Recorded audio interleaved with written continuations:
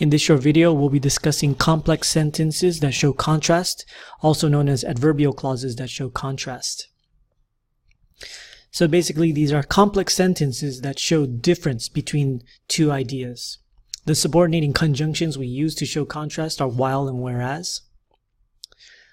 When we use while to show contrast, let's take a look at an example to see how we use it exactly. Developers who listened to music while working came up with better ideas and worked faster, while developers who did not listen to music produced lower quality work overall. So in this case, we have the while clause at the end of the sentence, and we're contrasting the two ideas, developers who listened to music and developers who did not listen to music, and the outcome of listening to music or not listening to music. We can write the same sentence like this with the dependent clause at the beginning of the sentence. The meaning is the same. We use whereas in the same way that we use while. For example, students who wrote essays while listening to music did poorly, whereas students who wrote their essays without music performed much better. So we have whereas as the subordinating conjunction, and here we're comparing students who wrote essays while listening to music and those who didn't. And again, we can write the same sentence with the dependent clause at the beginning of the sentence, and the meaning is the same.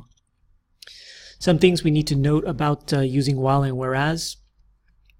While and whereas have the same meaning and they're used interchangeably, although whereas is more common in academic writing. Also, a comma is used before while and whereas when the dependent clause comes after the independent clause. So this is a little bit different from other complex sentences because we usually do not write a comma when the dependent clause comes after the independent clause. This is the difference between those complex sentences and using while and whereas in complex sentences.